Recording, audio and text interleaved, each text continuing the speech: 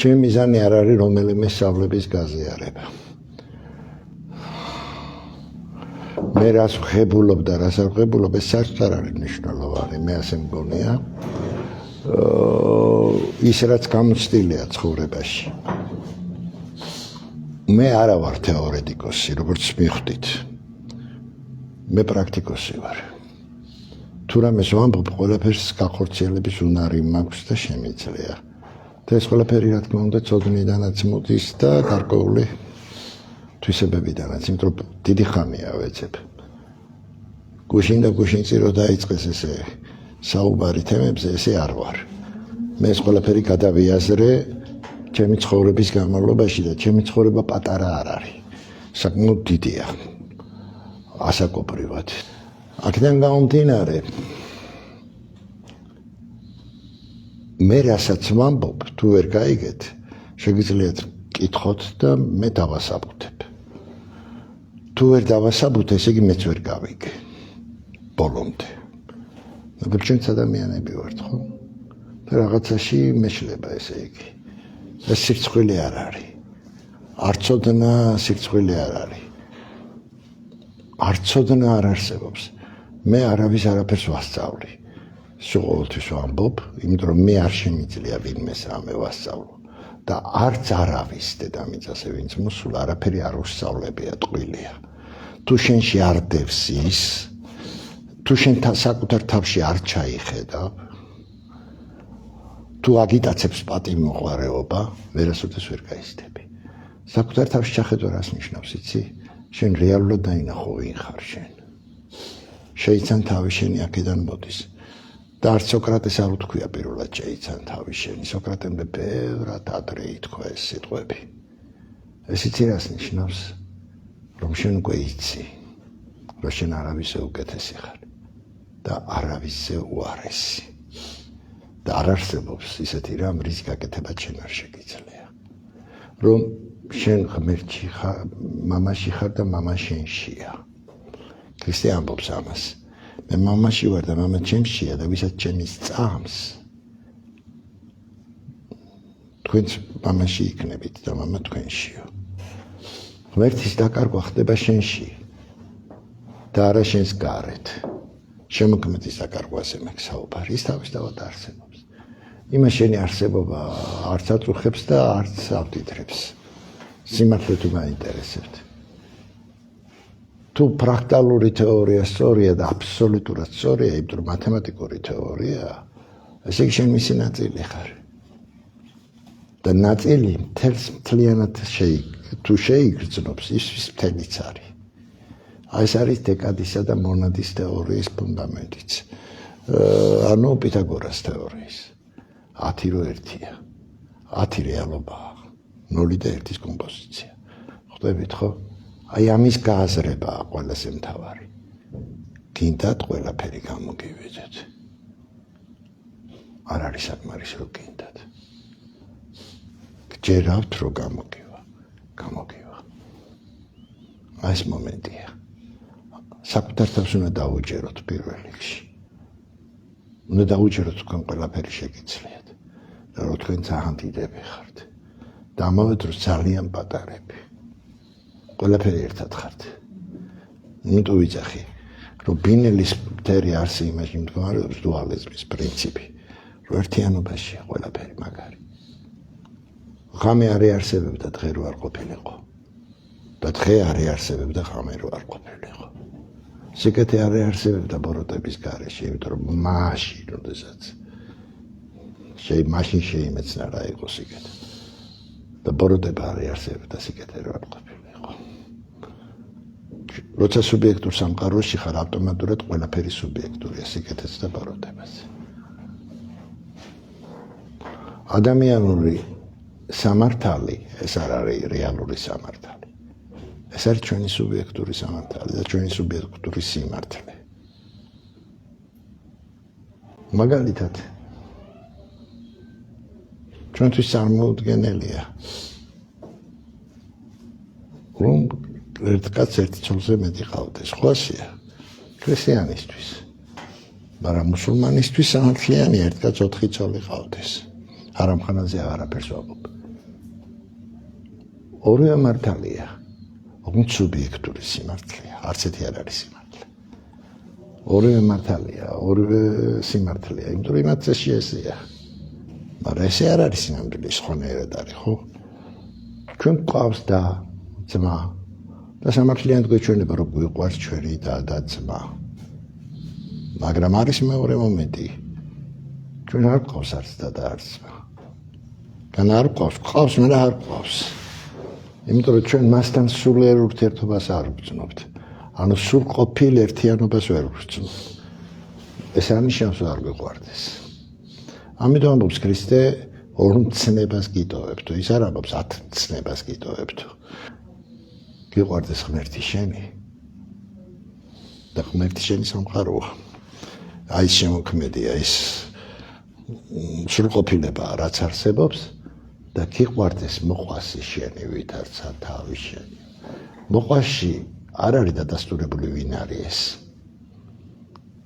შეიძლება ჩემი მოყვასი ვიღაცა მაპუტუს ტომის ველურია. შეიძლება. მესაც უნდა მეყვარდეს. და სიყვარული ქიმიური ფორმულით არ განისაზღვრება. და ვერ განისაზღვრება, იმიტომ რომ ის ენერგიაა სინამდვილეში. აი ქიმიური ფორმულით სიყვარული რომელიც განისაზღვრება, ფორმულა რო შეადგინეს საერთაშორისო პროცესებია ვნებაა და არა სიყვარული. ადამიანი ხარ მაშინ, როცა თანაგრძნობის უნარი გაქვს, ანუ გულის ცნობიერება. რასაც ემოციური ინტელექტი ქვია. თუ არ გაქვს ემოციური ინტელექტი, შენ მკვდარი სული ხარ. აქედან გამომდინარე, მიზანი ერთია, იყავით ადამიანებიო, ხო? გახსოვთ ქრისტე რო ამბობს, იყავით ადამიანები. აი აქამდეა მისვლა საჭირო. და თქვენ მიხვდებით რა მარტივად მოხდება ყველაფერი. არ გეგონოთ დიდი დრო გჭირდება. სულ მალე მოხდება ეს ყველაფერი. ეს პროცესი დაწყებულია. და მას უკვე თვითონ ფიზიკოსებიც აღიარებენ. სერიოზული მეცნიერები აღიარებენ. ფიზიკის განონები აღარ მუშაობსო. მიჩიო კაკუმ თქვა. იცით ხო მიჩიო კაკუ ვინც არის? ეს არის დღეს ნომერ პირველი ფიზიკოსი ოფიციალურად. NASA-ს ფიზიკოსი, ნომერ პირველი იაპონელი. რომელიც ამერიკაში ცხოვრობს. ფიზიკის განონები აღარ მუშაობს. და მარტო მაგან კი არ თქვა. მაგაზე უფრო მაგარმა მეცნიერებმა თქვა, უბრალოდ ეს აღიარებულია. ამ დონეზე. ეს რას ნიშნავს? სამყაროს სხვა კანონები აქვს. კანონები, რომელიც ჩვენ უარყავით და რომელიც გვინდა არ გვინდა, რომლის აღიარებაც მოგვიწევს. ამიტომ პირველ რიგში უნდა აღვიქვათ, რომ ჩვენ ვართ ადამიანები. მე გაუცებული ვიყავი, როდესაც ძველ ქართულ ზღაპრებზე მითოლოგიას ვკითხულობდი. ხა მანამდე საოცრება ის იყო, რომ ამის პარალელურად მსხვერპლიც ჰქონდა წაკითხული. ინდურიც, დაჟითუთიყუში ზღაპრები, ესე ქვია. აფრიკულიც, ინდიელებისაც ბოლო პოპოლუხი მაქვს წაკითხული. პოპოლუხი ეს არის ბიბლია, მაიას ტომის. მაიას ტომი ქვია, თუ რატოა ტომი ცივილიზაცია იყო უზარმაზარი, მაიას ცივილიზაციის. ჩინელებისაც, იაპონელი ყველასი აბსოლუტურად. უციერა შემიძლია რომელიმე პოეტის ლექსიც კი გითხრა, იგივე ჩინეთიდან მაგალითად, ჩვენ წათეხრიცხოვამდე მე-7 საუკუნეში რო იყო ისეთის. არიცი და ლანძღავ. ჩვენთან ესეა, თუ ჩინეთი. არა ეს უზარმაზარი კულტურაა, ეგრე არ ხდება. ეს ველური ციმბირელების ბურიატები და ისინი არა უზარმაზარი კულტურაა, თითოეული მათგანი. იმიტომ რომ ჩვენ რეალური კულტურის თანახმა უნდა შეგვეძლოს. კულტურა ის არის, რაც ხალხში იზრდება. მე ვამაყობ, რომ ქართველი ვარ და იცი რატო ვამაყობ? იმიტომ რომ ესეთი ხალხური პოეზია მაქვს. იმიტომ რომ ვეფხისა და მოყბის ბალადა დავწერეთ. იმიტომ რომ ვეფხისა და მოყბის ბალადა ბარეულს არ აქვს დედამიწას დაწერილი, აბსოლუტურად განსხვავებულები ვართ. მე ვამაყობ ქართველი ვარ, იმიტომ რომ ესე ლამაზად მღეროდით. ისტორიის განმავლობაში. ეს არის კულტურა.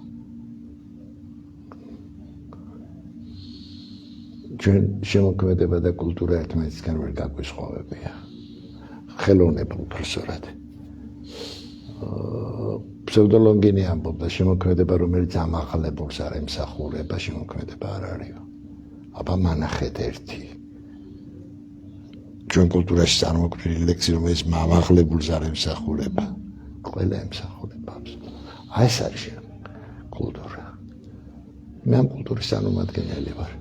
ჩვენ კულტურამ სადღაც დაიდო ფესვები, საიდანღაც აიღო ეს ფესვები. მე არ ვიცი, საწყისი ეგვიპტე იყო, საქართველო იყო, შუმერი იყო, არა აქვს ამას მნიშვნელობა ჩემთვის.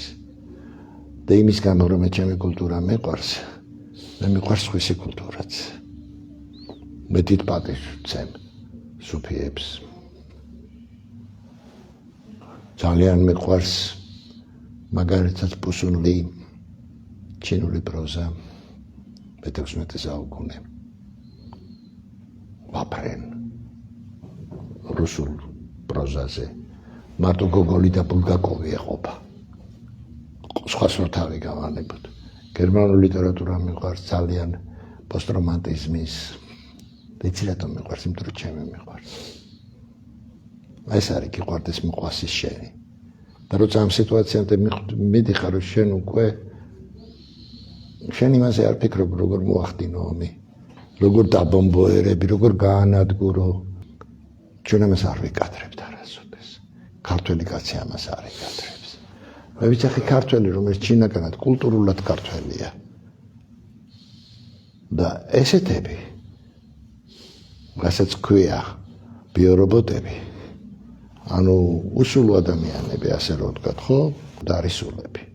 მე დავით აღმაშენებლით ვამაყობ. და ვამაყობ. რომელსაც არასოდეს ხვის საფერი დაუშავებია, უბრალოდ თავის ქვეყანას იცავდა. და თავისი ერის გადარჩენაზე ფიქრობდა, მეტი არაფერი. გეორგი წმინვალით ვამაყობ. შოთა რუსთაველით ვამაყობ. დავით გურამიშვილით, ვაჟა ფშაველადი. აი ეს არის. ინტელექტი და მენტალი იძლევა გულის ცნობიერება, ემოციური ცნობიერება, როცა განვითარებულია, იძლევა იმის საშუალებას, რომ ეს ორივე მცნება ავტომატურად იყოს შენი და ავტომატურად დაიცვა. გიყვარდეს მოყვასიმ შენი, ვითარცა თავი შენი. და უკვირით რა კარგათაა ნათქვამი. ანუ ის გიყვარდეს როგორც შენი თავი იგულისხმება. შენ თუ შენი თავი, შენ თუ შენი დედა არ გიყვარს, ჩემი დედა არასდროს გიყვარება. ხოსე, აქედან იწყება ყველაფერი. ჩვენ ბევრ რამეს ვეძახით სიყვარულს. ჩვენ გვიყვარს და გვინდა ისეთი იყოს, როგორც ჩვენ გვინდა იყოს. ეს სიყვარული არ არის. იგივე შვილებთან დამოკიდებულებაში, იგივე ძმებთან, დებთან. არა, ნამდვილი სიყვარული, ანუ მაღალია, რანგის უპირობოა. ეს ქიმიური ფორმულით არ განისაზღვრება. ამიტომ არის განსხვავება სიყვარულსა და ბნებას შორის. სიყვარულს მოსდევს თანაგრძნობა, აუცილებლად. ნებას არ მოსდევს თანაგრძნობა. ნებას სიამოვნება მოსდევს. მეტი არაფერი. აი ეს უნდა გავეაზროთ. აი ეს არის ადამიანი და სამყარო. შემთხვევით არაფერი ხდება. თქვენ თავში აგური არ დაგეცემათ. თქვენ სხვა სიკვდილით მოკვდებით. როგორც Holandi იტყოდა. ეს მომენტია. ხოდა იმის იქით რა ხდება, აგური რო დაეცემა. მე ძალიან ცუდად არის მათი საქმე. მე მიდიან იქით და გახსოვს ბერლიოზი. ცრემლი რო ჩამოუვარდება თვალიდან. მაგრამ სამყაროში არსებობს ერთი კანონი, როგორც შენ გჯერავს, ისე იქნება ყველაფერი. და რადგან თქვენ გჯერავთ, რომ ადამიანი რო კვდება, ის არარაობაში მიდის, არარსებობაში. შენ წახვალ არარსებობაშია და იქცევა ცვლილებად. და მე შენი თავის ქალისგან ქალითო სიცოცხლის სადღერძელოს შევსავო. YouTube-ში რომ დასო კარიერის სიხშირე სრულიად განკურნების მატრიცა რამდენად სანდოაო?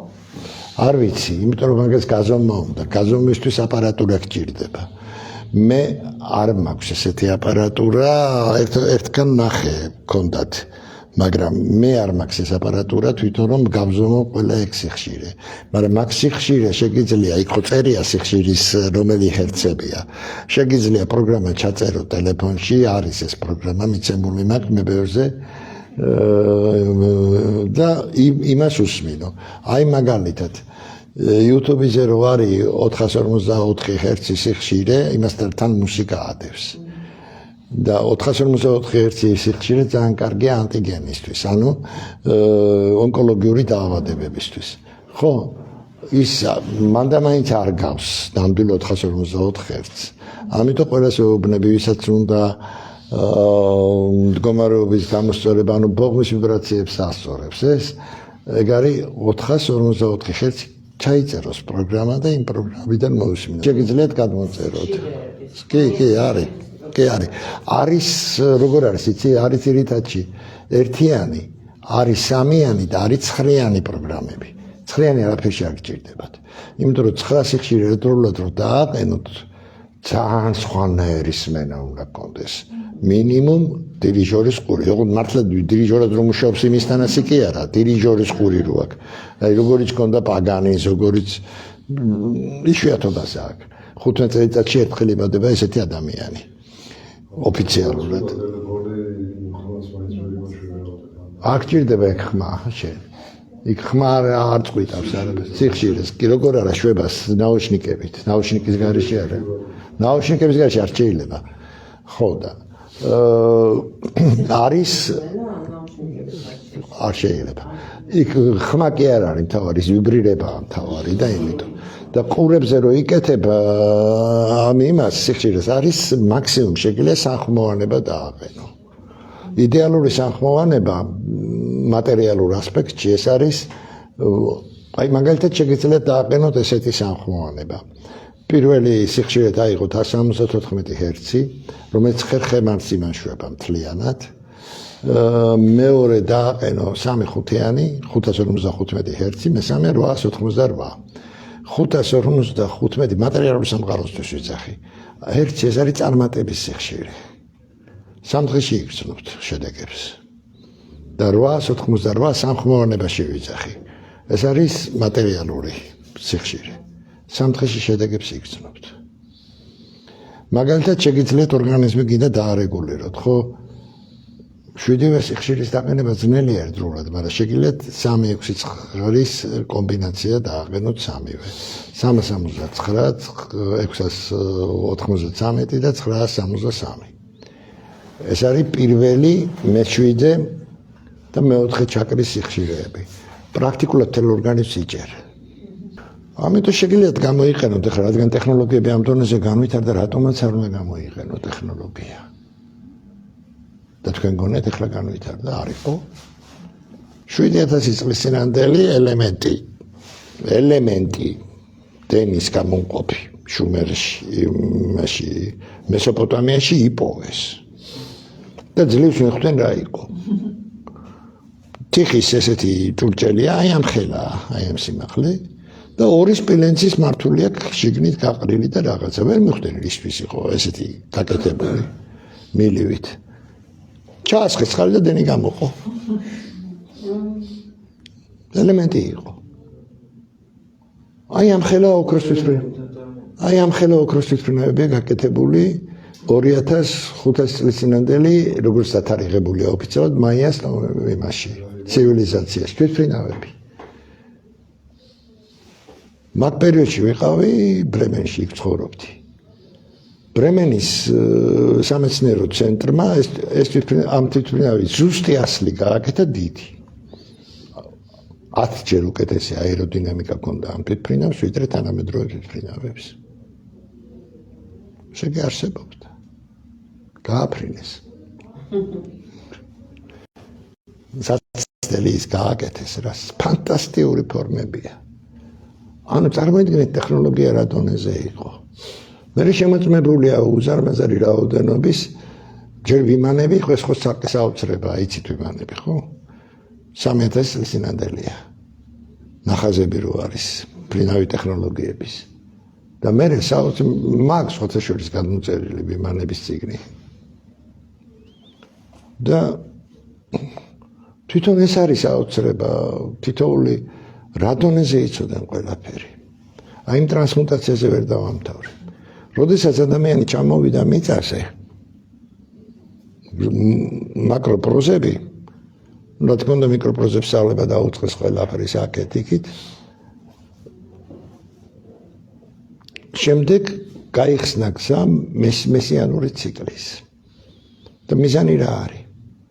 ადამიანი დაბრუნდეს სამივე განზომილებაში, გაერთიანება მოხდეს ამ განზომილებების. ხვდები? ამას ქდია ტრანსმუტაცია. ანუ ადამიანი თავის საწყისებს რო დაუბრუნდება. ხა როგორ უბრუნდება თავის საწყისებს? მხოლოდ ცნობიერებით. ანუ სიყვარულში დაბრუნება უნდა მოხდეს. იქ ესე აღწერილი ძველ ტექსტში. ამ დროს გაერთიანდება ფიზიკური, ასტრალური და მენტალური სივრცეები და ერთიან სივრცედ გადაიქცევა. მე არ ვიცი ხა თქვენ გძნობთ თუ არა დილას დაღლილი დგებით ალბათ. გძნობთ თუ არა ღამე 10 ჯერ გეღვიძებათ და ასე შემდეგ. ეს არის ზუსტად იმ პროცესების ბრალი, რაც ახლა მიმდინარეობს. გესმით? რა ხდება? იმდენად არის გაცრეცილი სივრცეებს შორის